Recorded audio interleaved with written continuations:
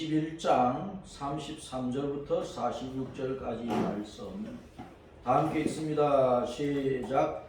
다른 한 비유를 들어라. 한 집 주인이 포도원을 만들어 산 울타리로 두르고 거기에 적자는 틀을 만들고 망대를 짓고 농부들에게 새로 주고 타국에 갔더니 열매 거둘 때가 가까우매 그 열매를 받으려고 자기 종들을 농부들에게 보내 농부들이 종들을 잡아 하나는 심히 때리고 하나는 죽이고 하나는 돌로 쳤거늘 다시 다른 종들을 저보다 많이 보내 그들에게도 그렇게 하였는지 후에 자기 아들을 보내며 이르되 그들이 내 아들은 존대하리라 하였더니 농부들이 그 아들을 보고 서로 말하되 이는 상속자니 자 죽이고 그의 유산을 차지하자 하고 이에 잡아 포도원 밖에 내쫓아 죽였느니라. 그러면 포도원 주인이 올 때에 그 농부들을 어떻게 하겠느냐. 그들이 말하되 그 악한 자들을 진멸하고 포도원은 제때에 열매를 바칠 만한 다른 농부들에게 새로 줄지니이다. 예수께서 이르시니 이에 예수께서 이르시되 너희가 성경에 건축자들이 버린 돌이 모퉁이의 머릿돌이 되었나니 이것은 주로 말미암아 된 것이요 우리 눈에 기하도다 함을 읽어본 일이 없느냐. 그러므로 내가 너희에게 이르노니 하나님의 나라를 너희는 빼앗기고 그 나라의 열매 맺는 백성이 받으리라. 이 돌 위에 떨어지는 자는 깨지겠고 이 돌이 사람 위에 떨어지면 그를 가루로 만들어 흩으리라 하시니 대제사장들과 바리새인들이 예수의 비유를 듣고 자기들을 가리켜 말씀하심인 줄 알고 잡고자나 우리를 무수하니 이는 그들이 예수를 선지자로 알리었더라. 아멘. 오늘은 5월 둘째 주일 어버이 주일입니다. 마태복음 21장 33절부터 46절까지 말씀. 자, 따랐습니다. 이 돌 위에 깨질래? 이 돌에 이 돌에 박살날래? 이 뜻을 잘 알아야 된다. 돌 위에 깨질래? 이 돌에 박살이 날래? 자, 오늘은 어버이 주일이니까 이 본문의 말씀을 가지고 부모에게 효도하는 또 부모를 통해서 우리가 하나님을 알게 되는 그 내용들을 살펴보도록 합니다. 부모는 어떤 존재냐? 맨 처음에 우리 사람의 조상이 누굽니까? 아담과 하와죠. 아담은 남자고 하와는 여자라는 것입니다. 자, 하나님의 형상과 모양대로 창조가 되었어. 근데 하나님께서 이 둘을 부부로 짝지어가지고 가정을 먼저 세워주신 것입니다. 사람을 지어가지고 논밭에 가서 일하거라, 뭐 사냥하라, 뭐 이런 것 말씀하시지 않고 먼저 가정을 딱 이루었어. 남자와 여자를 부부로 짝지어가지고 가정을 이루어가지고 가정을 잘 세워갈 수 있도록 주님께서 사명을 맡겨주신 것입니다. 자, 거기서 태어난 이제 자녀가 11개 있는데 성경에는 딱 셋만 기록을 해놨어요. 가인과 아벨과 이제 셋 이름만 나오는데 뭐 1000년 가까이 살았던 그 시대 사람들이 자식을 한두 명은 낳았겠어요. 수백 명을 낳는 거지. 자, 그 태어난 자녀들 가인과 아벨의 입장에서 보면 부모는 하나님의 형상과 모양을 가진 분들이잖아요. 그렇죠? 자녀의 입장에서 볼 때 부모는 하나님의 형상과 모양대로 지음을 받았어. 하나님의 형상과 모양을 가진 사람인데 쏙도 겉도 하나님을 닮았다 그 말입니다. 자, 그래서 자녀들은 부모를 통해서 하나님의 형상과 모양을 물려받는 것입니다. 그래서 자녀들은 내가 하나님의 형상과 모양을 물려받고 내가 하나님의 형상과 모양을 가지고 살고 있는가 하는 것을 잘 생각을 해야 된다. 그 부모는 자녀에게 창조주 하나님을 가르칠 의무가 있어요. 하나님의 형상과 모양대로 지음을 받아 자녀들에게도 하나님의 형상과 모양을 물려줘야 돼요. 그러니까 부모는 자녀에게 우리를 지으신 하나님, 우리 사람의 형상과 모양 그대로를 가지고 계시는 그 하나님을 가르칠 의무가 있고 자녀는 그 부모의 가르침을 따라서 하나님이 누구신가를 알아야 돼요. 하나님을 배워야 된다. 그래서 하나님을 닮고 배우고 그런 하나님을 경외하는 자녀로 자라고 우리가 돌아갈 본향이 어딘지, 우리는 사람은 어디서 왔으며 이 땅에서 왜 살고 또 어디로 돌아가야 되는지 이런 모든 것들을 자녀가 부모를 통해서 배워야 된다는 것입니다. 자, 부모 공경은 하나님께서 주신 아주 중요한 계명입니다. 10가지 계명 가운데 5번째 계명이 부모 공경이라. 출애굽기 20장 12절 시작. 내 부모를 공경하라 그리하면 내 하나님 여호와가 내게 준 땅에서 내 생명이 길리라. 우리는 땅 하면 이 육신이 살고 있는 땅만 생각하면 안 돼요.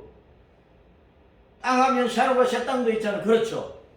영원한 천국까지 생각을 해야 된다니까. 이 땅에서 부모를 통해 하나님을 배우잖아요. 그럼 그 자녀가 하나님을 예배하고 섬길 것 아닙니까? 그런 자녀가 받는 복이 뭐냐? 내 땅에서 생명이 길다. 내 땅에서 우리가 사는 땅에서 우리가 지금은 육신적으로 이 대한민국 이 자리에 살고 있지만 우리가 또 육신의 생명이 끝나면 우리 영혼은 새로운 땅으로 된다. 새로운 땅. 샤롯과 새 땅 천국에 돌아와서 거기서 영원히 사는 거예요. 그러면 내 땅에서 생명이 길리라. 부모를 공경하는 사람이 부모를 통해 하나님을 배우고 하나님을 예배하고 하나님을 공경하는 데까지 나아가는 사람이 받을 복은 내 생명이 하나님께서 우리에게 주신 땅에서 하나님이 우리에게 주신 땅에서 우리의 생명이 길다. 그 말은 하나님이 이 육체가 사는 땅도 주셨지만 우리에게는 샤롯과 새 땅을 주시잖아요. 거기서 우리 생명이 긴 거예요. 그러니까 우리는 믿음 안에서 영생의 복을 받는다. 그 말씀입니다. 그러므로 이제 자녀는 부모를 마땅히 공경을 해야 됩니다. 자, 그 부모를 통해서 자녀는 부모를 통해서 사람의 형상과 모양의 근본이 창조주 하나님이신데 그 하나님 여호와를 창조주 신은 누굽니까? 여호와란 말이요. 창조주 신은 여호와 외에는 없는 거예요. 예수님 외에는 없는 거예요. 그래서 우리 사람의 형상과 모양의 근본인 창조주 여호와를 누구를 통해서 알아요? 부모를 통해서. 누구를 통해서 배워요? 부모를 통해서. 누구를 통해서 여호와를 닮아가요? 부모를 통해서. 그렇게 해주는 부모이기 때문에 자녀가 부모를 공경하는 것은 마땅한 것이다. 왜 부모를 공경합니까? 자녀는 부모를 통해서 하나님을 배웠거든. 하나님을 알았거든. 우리의 창조주를 가르쳐 주셨단 말이야. 그런 부모님의 은혜에 대해서 자녀가 부모를 마땅히 공경하고 섬기고 교를 다하고 하는 것이 마땅하죠. 부모를 통해 하나님을 배워서 우리가 하나님을 예배하듯이 공경하듯이 섬기듯이 그 하나님을 가르쳐준 알게 해준 그 부모를 공경하는 것은 마땅하다. 그 말입니다. 전도서 12장 1절 시작. 너는 청년의 때에 너의 창조주를 기억하라. 곧 곤고한 날이 이르기 전에 나는 아무 낙이 없다고 할 애들이 가깝기 전에 해와 빛과 달과 별들이 어둡기 전에 비 뒤에 구름이 다시 일어나기 전에 그리하라. 창조주, 우리의 창조주는 누굽니까? 여호와란 말이에요. 여호와. 하나님이 아니고 그냥 하나님 하면 안 되나? 하나님은 그냥 신이라는 뜻이에요. 우리가 믿는 하나님은 여호와거든. 우리가 믿는 하나님은 예수님이거든. 그러니까 너는 청년의 때 너의 창조주를 기억하라. 다른 종교인들은 전부 다 그들이 믿는 신들이 그들이 믿는 하나님이 자기들의 창조주라고 기억을 하고 있는 거예요. 우리를 창조하신 하나님, 우리를 창조하신 신은 누구냐? 여호와라. 여호와. 우리는 여호와 하나님을, 여호와 신을, 우리가 믿는 신 여호와, 여호와 신을, 여호와 하나님을 우리는 늘 기억을 해야 된다. 그 말. 예수님을 우리는 늘 기억을 해야 된다. 그 말. 부모 공경은 창조주 여호와를 알고 경배하는 데까지 나아가는 거예요. 우리가 육신의 부모님을 공경한다고 하는 것은 우리 부모를 자기 형상과 모양대로 창조해서 우리가 또한 그 하나님의 형상과 모양을 알고 닮아갈 수 있도록 이끌어준 그 부모를 공경하는 것은 그 하나님을 알려주고 가르치고 배우게 하는 그 하나님에게까지 나아간다. 그 말이에요. 부모를 공경하는 그 말은 내 영혼의 부모, 우리 영을 지으신 하나님 아버지, 그 하나님을 공경하는 데까지 나아가라. 그런 말씀입니다. 부모는 우리를 지으신 하나님을 알게 해주시는 분이니까. 우리가 믿는 하나님이 누구시라고요? 여호와요. 다른 신을 생각하면 안 돼요. 우리를 창조한 신은 여호와밖에 없단 말이에요. 그 여호와 하나님, 그 여호와 신을 공경하라는 뜻입니다. 부모를 공경하라는 것은. 자, 오늘 포도원에 대한 비유를 주님께서 말씀을 하셨는데, 부모는 자녀를 하나님의 형상대로 키우기 위해서 포도원 같은 가정을 세워가는 거예요. 가정을 포도원처럼 세워가요. 그 가족은 부모와 자녀로 이루어진 가족은 포도원을 가꾸는 품꾼과 같은 것이다. 요한복음 15장 1절부터 자 읽어봅니다. 시작. 나는 포도나무요 내 아버지는 농부라. 5절에 나는 포도나무요 너희는 가지라. 8절에 너희가 열매를 많이 맺으면 내 아버지께서 영광을 받으실 것이요. 자, 마태복음 21장에 주님께서 오늘 포도원 비유를 말씀을 하셨는데, 포도나무는 예수님이야. 우리는 그 예수님께 붙어있는 포도나무 가지야. 포도나무를 통해서 포도 농사를 짓는 분은 하나님 아버지야. 여호와 하나님이시야. 그래서 포도나무 가지마다 알알이 열매가 잘 익어서 그 열매가 많으면, 포도송이가 주렁주렁하면 하늘 아버지께서 영광을 받으신다.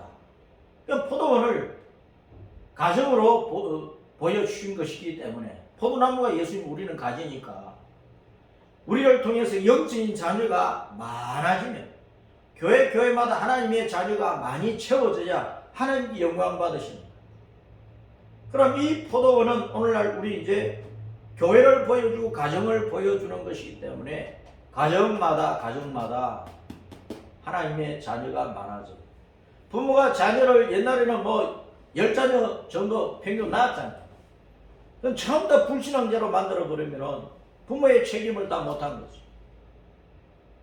그 부모를 통해서 살아계신 하나님을 배우지 못했다면 그 부모의 책임을 못한 거라.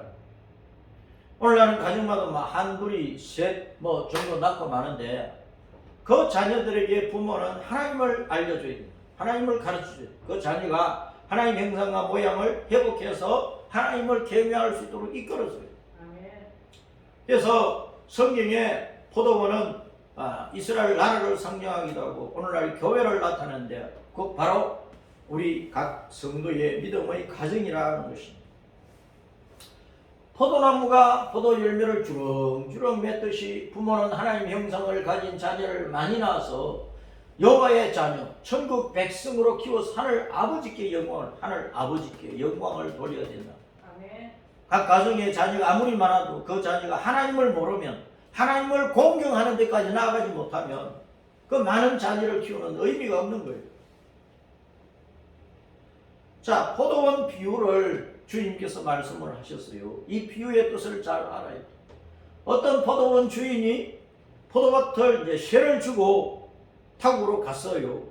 때가 되자 이제 소작인들이 포도 열매를 많이 거두어 들이니까 주인이 종들을 보내가지고 그 포도 열매를 받아 오너라 했어요. 그 소작인들이 주인이 보낸 종들이 오니까 때리든지 죽이든지 돌로 쳐서 죽이는 거예요. 한 번 보내고 두 번 보내고 그랬는데 두 번째도 그러는 거예요. 세 번째는 주인이 내 아들을 보내면 내 아들은 존배를 하겠지 하고 보냈더니 그 아들도 포도원 밖으로 끌고 나가 아예 죽여버린 거예요. 그러니까 포도원 주인이 얼마나 진노했겠어요. 얼마나 화가 났겠어요. 그래서 군대를 끌고 와서 소작인들을 다 죽이는 거예요. 그리고 그 포도원은 제때 열매를 바칠 자들에게 다시 쇠를 주고 거둘 때를 기다리고 있다는 것을 말씀을 하고 있습니다. 이것은 유대인과 이방인의 관계 속에서 주님께서 하신 말씀이란 말이에요. 주님께서 시대마다 선지자들을 보냈잖아요. 이스라엘 백성들. 그런데 이스라엘 백성들이 선지자들을 잘 받아들이지 않았어요.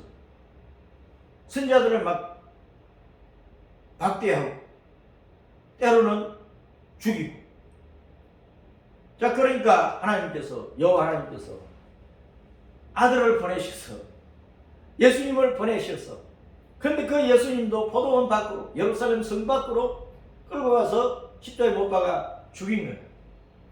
그러니까 하늘 아버지께서, 여호와께서 이 포도 열매를 거두기 위해서 이방인들에게 기회를 주신, 이방인들에게 기회를 주신 거예요. 이방인들 가운데서, 유대인 아닌 이 세상의 모든 사람들 가운데서 천국에 돌아갈 하나님의 백성의 숫자를 지금 채우고 있는 거예요. 그 숫자가 채워지고, 유대인들이 최종적으로 구원받아야 될 숫자가 채워지면 주님은 이 땅에 오시는 거예요. 그래서 이 세상을 심판하시고 산업과 새 땅, 영원한 천국을 이루어서 하늘 아버지께서 구원받은 모든 성도들을 통해서 영원히 공경을 받으십니다. 영원히 예배를 받고 영광을 받으실 거예요. 부모 공경은 바로 여호와 하나님을 공경하라는 것을 말씀을 하고 있는 것입니다. 자, 포도원 비유의 뜻을 잘 알아야 돼요. 포도원 주인은 누구라고요? 여호와 하나님이시오. 그 포도원은 이스라엘 나라, 예루살렘 성을 두고 말씀을 합니다. 이사야 5장에. 그 포도 열매를 받으려고 보낸 종들이 누구냐? 하나님께서 시대마다 보낸 선지자들이란 말이에요. 그 포도원 아들은 누구시라고요? 예수님이라. 이 악한 소작인들은 누굽니까? 유대인들 가운데서 지도자들이지. 유대인들 가운데서 그 지도자들, 거짓 선자들도 많았고요. 제사장들도 많았고요. 장로들도 있고요. 백성의 장로. 그 예수님 때는 바리새인들, 사두개인 같은 율법주의자들이 있잖아요. 그 악한 왕들이 있고, 그들이 하나님이 보내신 선한 선지자들 죽이고 예수님까지 죽인 거예요. 자, 포도원 주인 아들은 바로 예수님인데, 그 예수님을 포도원 밖에서 죽였어요. 무슨 말입니까? 예루살렘 성 밖에서 골고다에서 십자가에 못 박아 죽였다, 그 말입니다. 그 포도원 주인이 돌아와 악한 소작인들을 심판을 하십니다. 여호와께서 이스라엘 백성들을 여러 번 심판을 하셨어요. 남북이 갈려졌을 때 북쪽 이스라엘은 아수르에, 남쪽 유다는 바벨론에 던져서 심판을 하기도 하셨지만, 유대인들이 예수님을 십자가에 못 박아 죽인 이후에 유대인 전체가 환란을 당하다. 서기 70년에 로마 군대가 쳐들어와서 예루살렘에서 한 100만 이상 죽여버린 거예요. 이스라엘 백성들을 많이 죽이고 끌고 갔어요. 그리고 그때로부터 1948년도에 이스라엘이 나라를 세우기까지 그 2000년 동안 온 세계를 떠돌아다니는 유랑민족이 되어버렸어요. 그렇게 고난을 당했다. 다시 소작받은 다른 소작인들은 누굽니까? 이방인들. 집중하세요. 여호와의 심판의 날은 세상 마지막이었죠. 우리 앞에 있는 여호와의 심판의 날은 온 세상을 심판하는 그 날이라. 예수님께서 강림하실 때 이제 포도송이를 거두어 드릴 거예요. 영생하던 하나님의 자녀를 거두어 드릴 거예요. 예수님의 강림은 구름 타고 공중으로 오시는 강림이 있고, 그 다음에 이제 백마 타고 지상에 강림하는 것이 있어요. 그 백마 타고 지상에 강림하는 것을 우리는 재림 그렇게 말을 하는데, 자, 지상 강림 전에 공중 강림이 있어요. 백마 타고 오셔서 그때까지 죽었던 성도 부활시켜버리고 살아있는 성도 변화시켜가지고 하늘낙원으로 끌어올려버리는 휴거가 있다. 그때 이방인 중심의 성도들이 휴거되는 거예요. 유대인들은 7년 동안 환난 가운데서 광야 도피처에서 피난을 하고 있잖아요. 거기 있을 때 주님께서 이제 두 증인을 보내가지고, 모세와 엘리야 같은 두 증인을 통해서 유대인들이 최종적으로 복음을 듣고 이제 민족적으로 대대적으로 회개하고 예수님 구주로 믿는데, 그러나 7년 대환란 가운데 유대인들은 3분의 2는 망하고 3분의 1만 살아나는 거예요. 스가랴서 말씀에 보면. 자, 그래서 유대인과 이방인 가운데서 예수님 믿어 구원받은 성도들 잘 익은 포도송이를 주님께서 이제 거두실 것입니다. 그것이 완성되어야 이제 주님의 휴거로 인한 천년왕국과 신천신지 샤랄과 샤땅 영원한 천국이 완성이 되는 거예요. 이 영원한 천국을 이루어서 하늘 아버지께 천국에 들어온 모든 하나님의 백성들을 통해서 영원히 공경을 받으셔야 되니까, 영원히 예배를 받고 영광을 받으셔야 되니까, 이 하나님께서 영광 받으시는 이 최종적인 목표를 두고 10가지 계명 가운데 5번째 계명, 내 부모를 공경하라는 계명을 주신 것이란 말이에요. 부모 공경이 괜히 나온 계명이 아닙니다. 근본은 여호와 하나님을 우리가 경외를 해요. 왜? 하나님 형상과 모형도 우리 사람을 지으셨으니까 우리가 마땅히 하나님을 공경을 해야죠. 세월이 흐르면서 그 하나님을 잊어버리고 놓쳐버리고 잃어버리고 다른 우상을 만들어 섬기니까 하나님께서 계명을 통해서, 부모 공경 계명을 통해서 우리 참 부모, 우리의 영원한 하늘 아버지, 그 여호와 하나님을 공경해야 되는 그 신앙의 도리를 가르쳐주고 있는, 이사야 5장에 포도원 노래가 나오는데, 자, 몇 구절만 읽어봅니다. 1절, 이사야 5장 1절 시작. 나는 내가 사랑하는 자를 위하여 노래하리라. 내가 사랑하는 자의 포도원을 노래하리라. 내가 사랑하는 자에게 포도원이 있으며 심히 기름진 사내로다. 2절, 땅을 파서 돌을 제하고 극상품 포도나무를 심어도다. 그 중에 망대를 심었고 또 그 안에 술틀을 팠도다. 좋은 포도 맺기를 바랐더니 덜 포도를 맺었도다. 7절, 무릇 만군의 여호와의 포도원은 이스라엘 족속이요 그가 기뻐하시는 나무는 유다 사람이라. 그들에게 정의를 바라셨더니 도리어 보악이요 그들에게 공의를 바라셨더니 도리어 부르짖었도다. 역사상 유대인들이 하나님 앞에 죄를 많이 지었어. 온갖 우상들을, 이방인들 섬기던 주변 나라의 우상들을 끌어들여서 우상을 섬기고 하나님이 보내신 참 선자의 말은 듣지도 않고 거짓 선자들과 결탁을 해서 하나님을 떠나고 계속해서 타락의 길로 갔다 그 말입니다. 그 하나님은 이스라엘 나라, 이스라엘 백성, 유대인 전체를 하나님의 포도원으로 삼아서 천국 백성을 삼고자 하신 것이고, 이 작은 나라 이스라엘을 통해서 이스라엘이 온 세상 모든 나라에 여호와 하나님을 알려주고 전도해주고 세계 선교에 힘써가지고 유대인을 통해서 이 땅의 모든 사람들이 여호와 하나님을 알기를 원하셨다는 거예요. 그 사명을 유대인들이 못하니까 복음이 이방인에게 넘어가 버립니다. 그래서 오늘날 이방인 교회에서 이제 구원받는, 우리 같은 구원받는 성도들이 일어나고 있는데, 이 이방인 성도의 수가 채워지면 이제 마지막으로 최종적으로 복음이 유대인들이 다시 돌아와서 유대인들이 마지막으로 구원받을 자 다 구원받고 그러면 세상은 끝나는 거예요. 신천신지가 이루어져서 땅에서 구원받은 모든 성도들이 하늘아버지 여호와 하나님을 영원히 공경하고 경외하는 그 천년왕국을 지나 취하는 것의 땅, 영원한 천국의 시대가 오는 거예요. 아멘. 자, 그래서 포도원은 궁극적으로 천국을 나타낸다고 합니다. 천국. 포도원은 이스라엘 나라지만 지금은 이방인들의 복음이 넘어간 이때는 바로 포도원이 교회죠. 교회란 말이에요.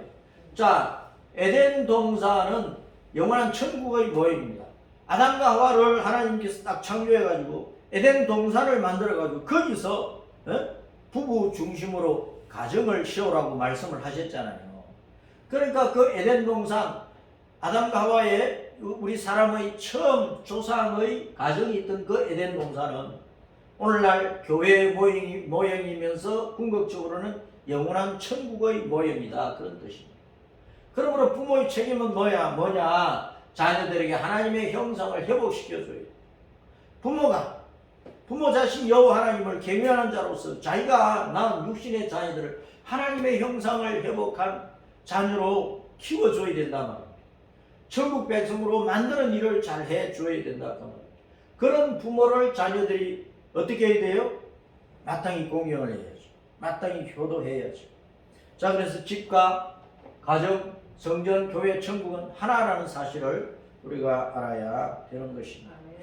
자, 읽어봅니다. 건축가들이 버린 돈. 이것은 유대의 지도자들이 예수님을 버렸다 그 말 아닙니까? 유대의 지도자들이 시대를 따라 하나님 보내신 선자들을 버렸어. 최종적으로 예수님까지 버린 거예요. 자, 모퉁이 머릿돌은 모퉁이, 이 세상 모퉁이에 사는 이방인들이 십자가 대속 부활로 승리하신 예수님을 먼저 믿은 거예요. 유대인들은 예수님 버리고, 이방인들은 모퉁이, 이 땅의 지구 땅의 모퉁이에 사는 저 세상 땅끝까지 복음이 전파되어 가지고 이방인들 가운데에서 예수님을 믿는 거예요. 그래서 예수님이 믿었던 유대인들, 그리고 또 믿는 이방인들, 앞으로 전형적으로 믿을 모든 유대인들, 믿는 성도의 가정, 교회, 천국의 기초가 되시는 예수님. 자, 그것을 보여주고 있는 것이죠. 자, 그래서 부모의 책임은 자녀들을 기초돌이요, 모퉁이돌이요, 머리돌이신 주 예수님 위에 세우는 일을 잘해요. 자녀들을 예수님 위에 세워줘야 된다. 신앙의 가정, 교회, 천국의 가족과 일꾼으로 자녀들을 세워줘야 돼. 자, 그런데 오늘날 세상 사람들이 자기 자녀들을 교회에 안 보내주잖아요. 우리가 어릴 때는 갈 곳이 교회만큼 좋은 곳이 없었어요. 예? 일제시대 때나 뭐 6.25 사변 때나 그 직후에 뭐 70년대까지만 해도 첨단 문화는 교회가 다 이제 세상에 알렸으니까. 그래서 부모들이 교회 가면 배울 게 많다고 안 믿는 부모들도 자녀들을 교회에 보내주었거든요. 그런데 지금은 안 보내는 거예요. 애들이 태중에서부터 인터넷 가지고 뭐 스마트폰 가지고 놀잖아요. 볼거리, 놀거리, 뭐 먹거리, 갈 곳이 너무너무 많아요. 주 5일 근무제하면서 이제 금요일 오후 되면은 막 해외로 또 교회로 빠져나가잖아요. 그래서 오늘날 애들이 참 불쌍한 거예요. 육신적으로는 잘 먹고 공부 얼마든지 할 수 있고 뭐 얼마든지 세상 돌아다니면서 이것저것 할 수가 있죠. 그 영혼이 불쌍한 영혼이. 오늘날 아이들의 영혼이 너무나 불쌍한 거예요. 가정에서 하나님을 배우셨습니까? 교회 안 보내니까 또 교회 안 나오면 하나님을 못 배우지. 뭐 대학을 다니고 대학원을 다녀도 하나님을 가르쳐 줍니까? 그래서 부모의 책임은 자기 자녀들을 어쩌든지 예수님을 만날 수 있도록 해줘야 된다. 예수님을 만날 수 있도록. 그런 부모를 자녀들이 마땅히 공경해야 된다. 이리 보세요. 자, 이 세상의 법과 간섭과 전통만 따라가면은 그 자녀가 어떻게 되겠어요? 그 자녀가 어떻게 되겠느냐 그 말이에요. 자, 여러분 보세요. 대제사장들이나 바리새인들 같이 율법에는 충성을 합니다. 율법은 우리 육신을 다스리는 법이에요. 이 세상 각 나라마다 국법이 있어요. 거의 다 율법이 율법. 회사 가면 회칙이 있어, 학교 가면 교칙이 있어, 어느 뭐 동창회 가도 회칙이 있어. 그게 다 율법이에요, 율법. 복음을 받아들이지 않고 예수님을 버린 자들은 율법을 따라서 가면서 하나님 나라를 빼앗기고 마는 게 결과적으로. 자, 오늘날 이 세상에 대부분의 부모들이 자녀들에게 이 세상의 법을 따라 처신하는 것은 잘 가르쳐 주죠. 공부해라, 공부해라. 너는 이런 소질이 있으니까 이거 배워야 된다. 애들에게 학원을 하루에 몇 군데 가도록 하잖아. 몇 군데 가도록 하잖아. 그렇게 아니하면은 우리 자녀들이 다른 집 애들보다 뒤처진다는 이런 관습, 이런 유행, 이것이 세상의 법이야. 세상의 법만 가지고 자녀들을 가르친다. 믿음의 가정에서도 부모들이 자녀들에게 세상의 법은 열심히 가르치고 세상 공부는 열심히 하게 하면서도 하나님의 법을 따르게 하는 데는 너무 소홀한 거예요. 그 결과는 어떻게 됩니까? 그 아이의 심령 속에 예수님이 모셔지겠어요? 예수님의 생명이 들어가겠어요? 천국의 소망이 들어가겠어요? 하나님 나라를 빼앗기는 비참한 것밖에 없다는 사실을 알아요. 그래서 부모는 자녀들이 하나님의 나라를 얻도록 인도를 해줘야 된다. 포도나무이신 예수님께 가지가 붙어서 열매 맺는 신자가 되도록 자녀를 키워야 돼요. 머릿돌이신 예수님 위에 자기 인생을 세워서 거룩한 집을 완성하는 자녀로 세워줘요. 그래 하나님의 나라를 얻는 거예요. 부모는 그 하나님 나라를 얻도록 진리의 복음으로 자녀를 가르쳐 교육하고, 자녀는 그 부모를 공경해야 하나님의 나라를 얻는 복덩이가 되는, 복덩이, 하나님의 나라를 얻는 복덩이가 되는. 그러므로 선택을 해야 돼요. 율법주의자들아, 대제사장들, 바리새인들, 사두개인들, 장로들아, 이 돌 위에 떨어져 깨질래? 이 돌 위에 깨져 가루가 돼서 박살날래? 주님께서 오늘 말씀하시잖아요. 이 돌 위에 떨어져 깨질래? 이 돌에 깨져, 이 돌을 맞아가지고 너희가 산산조각 흩어져 사라져 버릴래? 돌 위에 깨진다는 뜻은 뭡니까? 사람이 돌 위에 깨진다. 사람이 돌 위에 떨어져서 코가 깨지든 이마가 깨지든 깨진다. 무슨 뜻입니까? 사람이 돌 위에 떨어지면 몸이 상하잖아요. 몸이 깨져 다치든 죽느냐 하는 거예요. 죄인들이 반석, 예수님 반석이신 그 돌이신 예수님께 떨어져 죄의 몸이 깨져버려야 된다. 그런 뜻입니다. 따라서 합니다. 죄인들이 반석에 떨어져서 죄의 몸이 박살나야 된다. 이게 돌 위에 떨어져 깨진다는 뜻이란 말이에요. 내 속에 있는 온갖 더러운 죄들이 하나님의 말씀을 들으면 드러나는 거예요.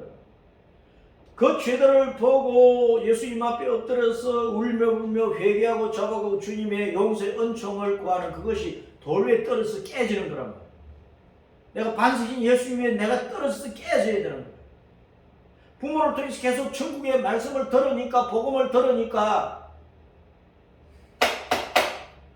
그 말씀을 듣고 그 말씀 앞에서 자기 죄들이 드러나잖아요. 그러니까 주님 앞에 엎드려서 울며 보며 회개하는 거예요. 그게 자기 자신을 주님 앞에서 깨뜨리는 거란 말이에요. 예수님 은혜로 죄를 용서받고 의롭게 되어 구원을 얻는 거예요. 아무데나 뒹구는 온갖 종류의 하찮은 돌들, 여기 본문에서 돌은 이제 리도스라는 단어를 썼어요. 리도스. 이 리도스는 아무데나 막 길거리 어디든지 뒹구는 돌들이야. 하찮은 돌들이야. 사람이 하나님을 떠나서 육체의 욕망을 따라서 아무데나 뒹굴며 살잖아요. 그게 죄인들이란 말이에요. 근데 반석 위에 떨어져 깨지는 거예요. 부모를 통해 복음 들어서니까, 죄가 드러나니까, 아, 내가 이대로 살면 망하겠다. 예수님 구주로 믿게 되는 거예요. 자기 죄를 회개하고 예수님을 구주로 믿게 되는 거예요. 그러면 옛사람이 깨져버리는 거예요. 죄사람이 멸망한단 말이에요. 그게 갈라디아서 2장 20절 말씀이란 말이에요.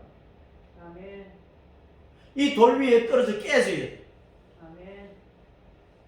회개 안 하면은 망하는 것이란 말이에요. 회개하고 복음을 믿어야 되는 거예요. 그래서 이 돌 위에 깨져서 자기가 회개하고 옛사람이 깨져버리면 주님께 새사람으로 만들어주시는 거예요.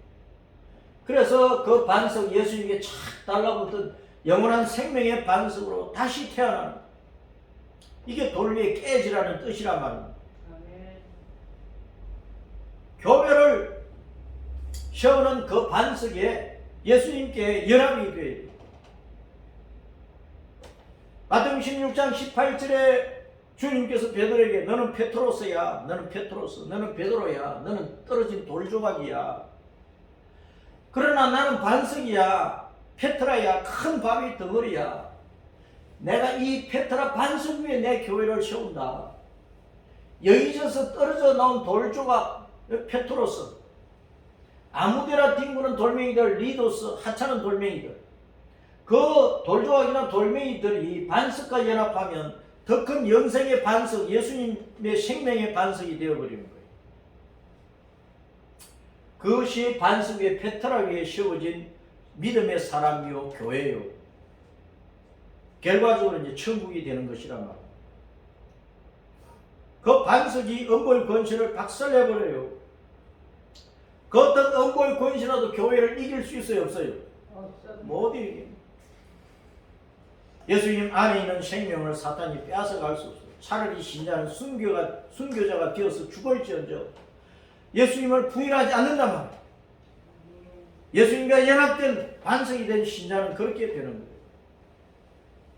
어정쩡한 믿음 생활을 하면은 환난의 때 예수님 부인하기 쉽지만 아예 가슴 속에 나는 어떤 환난과 핍박이 와도 나는 내가 죽을지라도 예수님 붙잡는다는 그 믿음을 가지고 신앙생활을 하는 사람은 순교적으로 주님 앞에 가르치면 부인 안 한다. 그래서 조각돌들이 돌멩이들이 그 반석에 예수님께 연합을 할 때 그 연합된 그 반석 예수님 안에 있는 성도 예수님을 품고 있는 그 예수님께서 신자를 해하려고 하는 그 음부의 세력을 박살내버린다 그런 뜻입니다. 아멘. 그래서 우리는 언제든지 주님의 이름을 불러야 돼요. 여호와의 이름을 부르는 자가 구원을 얻으리라. 주님의 이름을 부르는 자가 구원을 얻으리라. 주님의 이름이 뭡니까? 예수님이거든. 예수님 할 때, 주 예수님, 나의 주 예수님 할 때 사탄을 이기는 거예요. 사탄은 놀라서 기절하고 한 길로 갔다 일곱 길로 도망친단 말이에요.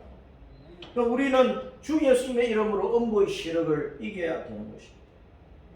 자, 그 다음에 이 돌에 맞아가지고 너희가 산산적으로 흩어져 버릴래. 또 그 말씀을 주님이 하십니다. 오늘 본문에 이 돌에 너희가 깨질래 하는 것은 내가 부모를 통해서 복음을 들어가지고 예수님께 내가 회개하면서 내 옛사람이 깨져버리는 것이고, 그런데 이 돌에 맞아가지고 너희가 오히려 깨지고 박살나고 산산가루가 돼가지고 흩어져 버린다. 그 말씀을 하고 계시다. 무슨 뜻입니까? 보세요. 산사태나 지진이나 화산 폭발 등으로 큰 돌덩이만 날아오잖아요. 그 돌에 맞으면 어떻게 돼 사람이? 박살나는 거지. 박살나는 거죠. 신중팔구 죽고 마는 거지. 백두산 폭발을 했다. 서울 주변의 산들이 막 폭발을 해버렸어요. 지진이 났어요.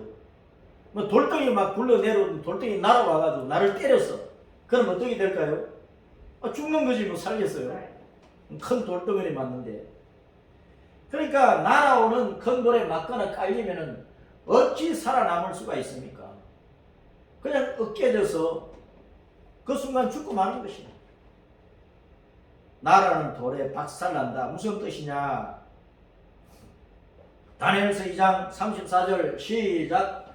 또 왕이 보신즉 손대지 아니한 돌이 나와서 신상의 쇠와 진흙의 발을 쳐 부서뜨린다. 산에서 큰 돌이 날아오더니 우상을 쳐버렸어. 거대한 신상을 쳐버렸어. 그 신상이 어떻게 되었을까요? 그때의 쇠와 지력과 녹과 은과 금이 다 부서졌어. 박살났어요. 여름 타작마당의 개같이 되어 바람에 불려난 간 것이었고, 거대한 신상이 돌에 맞아서 산산조각나니까 바람에 날려가는 지푸라기처럼 온데간데 없이 사라져 버리는 거예요.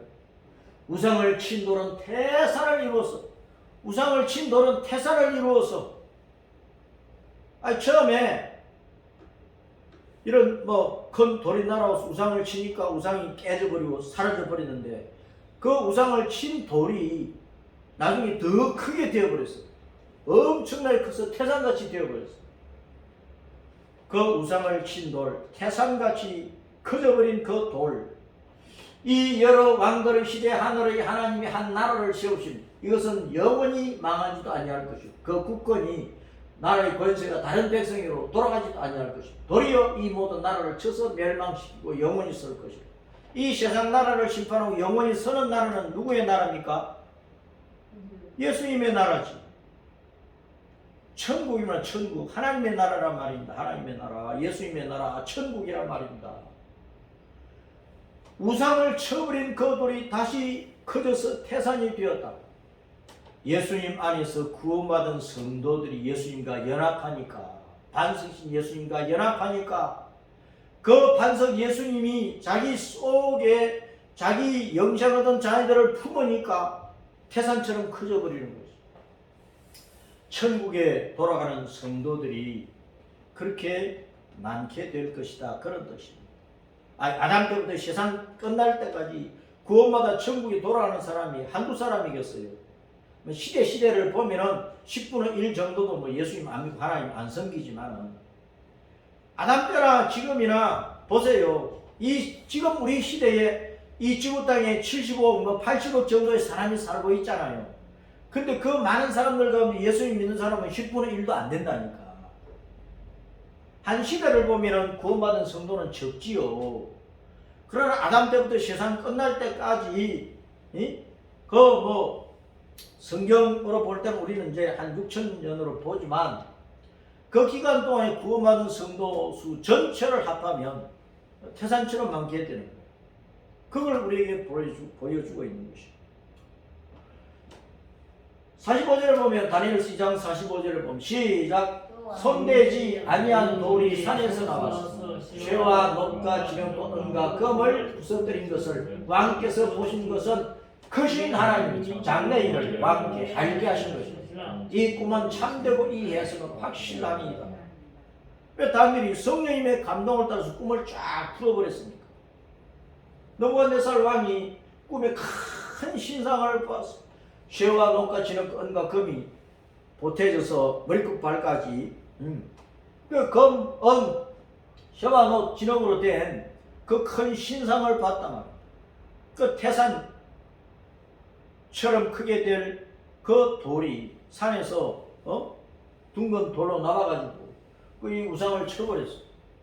우상은 흔적 없이 사라지고 심판받아 없어진다. 멸망한다 그 말이야. 우상을 숭배하는 모든 사람 다 멸망하는 거예요. 그러나 예수님 안에서 하나님을 경외하는 사람은 천국에 가면 태산처럼 모이게 되는 거예요. 날아오는 돌에 박살난다 그 말이에요. 이 돌에 박살날래 그 말은 우상 숭배하고 하나님 떠나서 육체 욕망대로 세상의 관습과 유행과 법만 쫓아서 내 잘났다고 흔들고 돌아다니다가 멸망한다 그 말씀을 지금 하고 있는 것입니다. 우리 주님은 그렇게 심판하시는 심판의 주님이십니다. 만군의 주 여호와 하나님 우리 주 예수님은 우주 만물을 창조하신 분이요 다 다스리고 계시는 분인데 주관하고 계시는 분인데 이 세상 마지막에 심판주의 심판주. 그래서 주님은 시작과 끝이고 처음과 나중이고 알파와 오메가라는 말씀을 하시는 것입니다. 계시록 1장 8절 시작. 주 여호와 하나님 예수님 이러시니 나는 알파와 오메가 이제도 있고 전에도 있었고 장차 올 자요 전능한 자라 하시더라. 구약 성경에는 전부 다 여호와를 신약 성경에 오면 주 하나님입니다. 주 하나님. 여호와를 주님으로 번역하는 주 하나님. 주 하나님 바로 여호와 하나님. 여호와 하나님 이름이 뭐라고요? 예수님이야. 예수님이 여호와 하나님이 알파와 오메가예요. 시작과 끝이야. 창조하신 하나님이 세상 마지막에 이제 심판하시고 세상을 끝내시고 신천신지 영원한 천국을 이루시고 그 천국에서 구원받은 자녀들로 영원히 공경받고 영광을 받으십니다. 그 하나님께서 공경을 받고 영광을 받으실 그것을 땅에서 부모 중심의 가정 속에서 부모가 자녀를 통해서 공경을 받는 그것을 가지고 설명을 해주고 있다 그런 말씀입니다. 히브리서 12장 29절에 우리 하나님은 소멸하는 불이시니라. 심판주라 그 말입니다.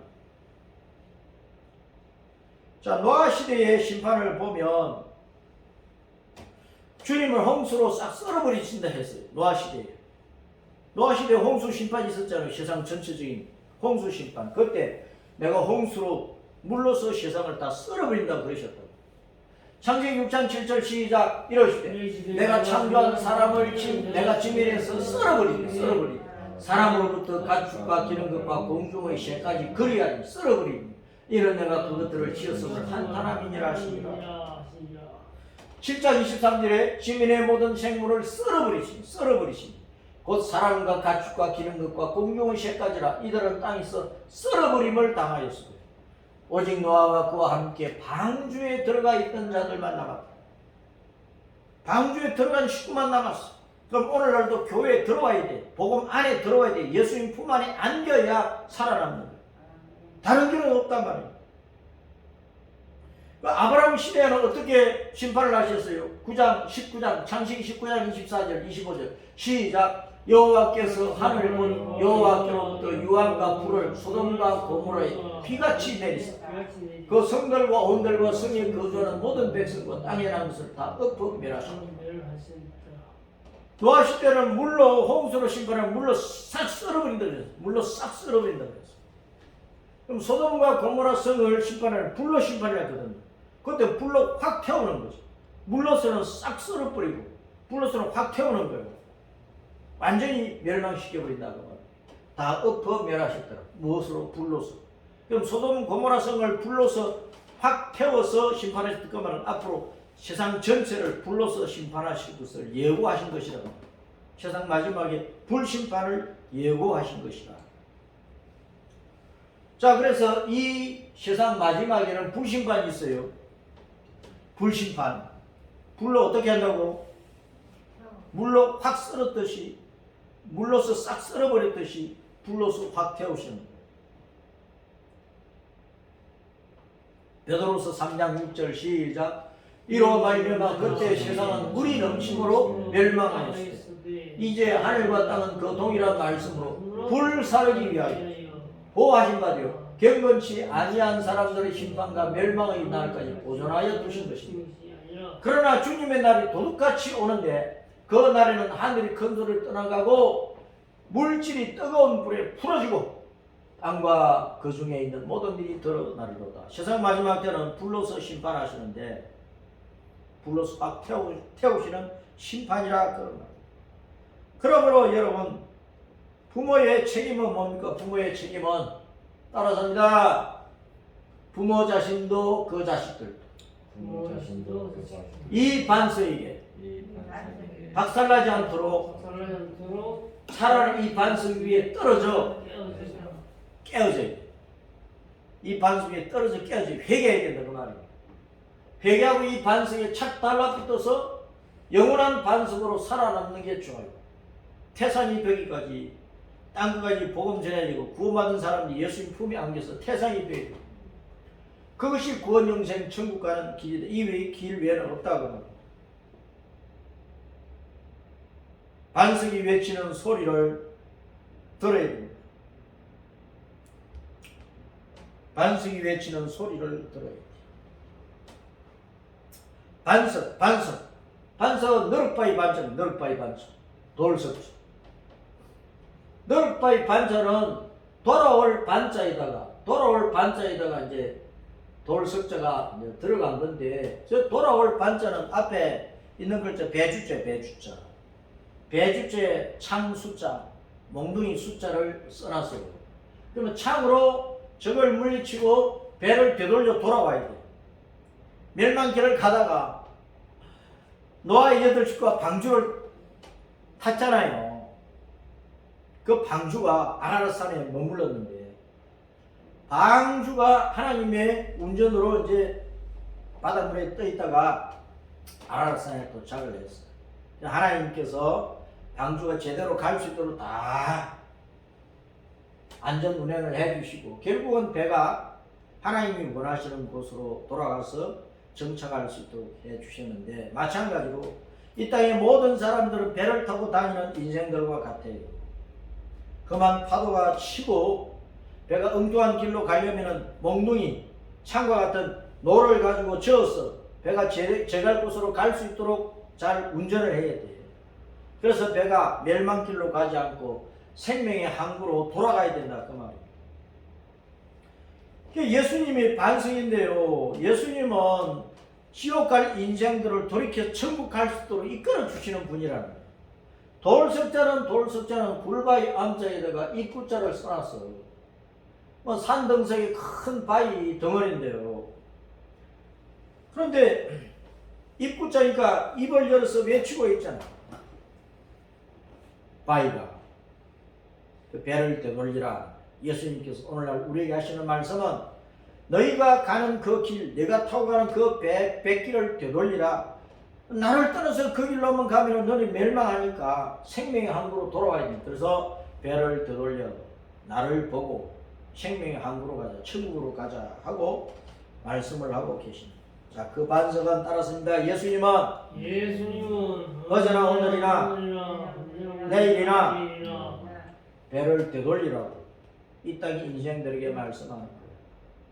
멸망길로 가는 그 배를 되돌리라고 예수님 바라보고 생명의 항구로 돌아오라고 말씀을 하고 계십니다. 반석이나 한자의 뜻을 제 나름대로 그렇게 풀었어요. 이 반석에 착 달라붙어 살아요. 멸망의 길로 가지 말고 되돌려 영생길로 나오라. 유일한 길과 진리와 생명이신 주 예수님을 믿어라. 들으라. 귀 있는 자들아 그 영생의 복음을 받아들이라. 가슴과 마음속에 새기라. 그래서 그 반석에 착 달라붙어 살자. 이보세요. 착하다 할 때 착 달라붙어 있다 할 때 그 착 붙을 착자. 붙을 착자는 양양자에다가 삐침별에다가 눈목자예요.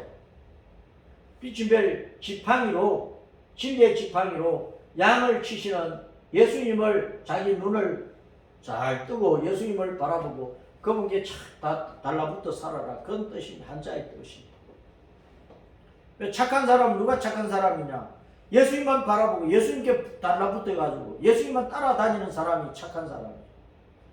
착한 사람. 공부만 잘하면 착한 사람입니까? 공부 잘해도 예수님 없으면 아무것도 아니에요. 그래서 부모의 책임, 자녀의 도리는 뭡니까? 자, 이것은 6장 1절 시작. 자녀들아 주 안에서 너희 부모에게 순종하라. 이것이 옳으니라. 내 아버지와 어머니를 공경하라. 이것이 약속 있는 첫 계명이니 이로써 내가 잘 되고 땅에서 장수하리라. 부모 공경은 하나님을 경외하는 하나님 공경까지 나아가기 때문에 땅에서 장수한다. 샤롯과 새 땅 천국에서 영생 복락을 누리게 된다. 그런 말씀입니다. 육신적으로만 보면요, 이 땅에서 예수님 안 믿어도 조선시대 유교 시대 보세요. 부모님께 얼마나 지극정성으로 효도를 잘했어요. 부모가 돌아가신 무덤가에 아직 장막을 치고 3년상을 치렀다니까.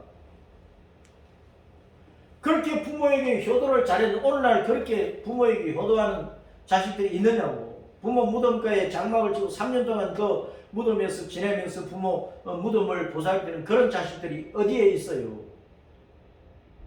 오히려 부모를 양로원에 던져버리고 자기들끼리 잘 먹고 잘 사는 사람이 땅에서 잘 살더라고. 오래 살더라고. 그래서 땅에서 장수하는데 이 땅은 지금 우리가 살고 있는 이 육신이 사는 이 지구 땅만 아니라는 것을 알아야 돼요. 부모 공경은 하나님 공경하는 그 까지를 말씀하기 때문에 이 땅에서 장수하는 천국에서 샤롯과 새 땅에서 영생한다. 그 말씀을 하고 있다는 것을 알아야 된다. 그 말이죠. 6장 4절에 에베소 6장 4절 시작. 또 아비들아 너희 자녀를 노엽게 하지 말고 오직 주의 교훈과 훈계로 양육하라. 성경으로 진리의 말씀으로 자녀들을 길러서 그 자녀 속에 하나님의 형상과 모양이 심어지게 하고 그 자녀가 부모를 통해서 우리 영혼을 지으신 우리 참 부모, 우리 영의 아버지 여호와 하나님을 알고 예수님을 알고 그 하나님을 경외함으로 천국에 돌아가서 영생할 수 있도록 해줘야 된단 말이에요. 그게 부모의 책임이야. 그러니까 그렇게 해준 부모에 대해서 자녀를 마땅히 효도해야지. 공경해야지. 그 말씀을 하고 있다. 그러니까 부모는 주 안에서 진리로 하나님의 형상과 모양을 가진 자녀로 키우는 거죠. 영생 복락의 포도원은 하나님 나라이고 천국을 얻는 하나님의 자녀로 세워주는 일이라 그 말입니다. 일평생 아낌없이 목숨 다해서 그 일에 헌신하고 있는 거예요. 부모가 자녀의 하나님의 형상과 모양을 심어주려 예수님을 믿을 수 있도록 하려고 하늘 아버지 영혼의 아버지 여호와 하나님을 알게 해주려고 진리의 말씀 하나님의 말씀 이 복음을 가지고 일생 수고하는 거예요. 그래서 그 자녀는 그 부모님께 공경과 봉양과 효도를 다해야 된다 그 말이에요. 그러면 새하늘과 새 땅에서 장수하는 영생의 복을 얻는다 하는 것을 우리가 알아요. 이게 이제 어버이 주일에 우리 가슴 속에 품어야 될 말씀입니다. 부모의 책임, 그 부모의 책임을 다하기 때문에 자녀는 그 부모를 마땅히 공경해야 된다는 것입니다. 자, 500